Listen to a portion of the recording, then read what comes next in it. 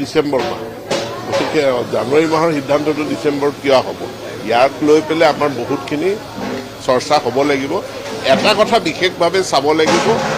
যে যদি ভাৰতবৰ্ষৰ অন্য ৰাজ্যত নহয় কেৱল অসমত শিক্ষাবৰ্ষ সলনি হ'ল ছাত্ৰ ছাত্ৰীসকল ক্ষতিগ্ৰস্ত হ'ব নেকি তেওঁলোকৰ সময় নষ্ট হ'ব নেকি কাৰণ এতিয়া আমাৰ ইয়াত বাৰু জানুৱাৰীত পৰীক্ষা হৈ গ'ল ফেব্ৰুৱাৰীত ৰিজাল্ট ওলালে কিন্তু নিটৰ পৰীক্ষা কেতিয়া হ'ব JEE কেতিয়া হ'ব বা বেলেগ দিল্লী ইউনিভাৰ্চিটিত এডমিশ্যন কেতিয়া হ'ব দিল্লী ইউনিভাৰ্চিটি এডমিশ্যন যদি মে'লৈ জুনলৈ থাকে তেনেহ'লে ছাত্ৰ ছাত্ৰীসকল তেওঁলোকে এনেই থাকিব লাগিব অৰ্থাৎ পৰীক্ষাটো আগুৱাই দিও তেওঁলোকৰ একো লাভ নহ'ব এই গোটেই কথাখিনি আমি অধ্যয়ন কৰি আছোঁ এতিয়াতো ইমান সোনকালেতো কৰিব নোৱাৰি এইটো ডিচেম্বৰ মাহ গতিকে জানুৱাৰী মাহৰ সিদ্ধান্তটো ডিচেম্বৰত কিয় হ'ব ইয়াক লৈ পেলাই আমাৰ বহুতখিনি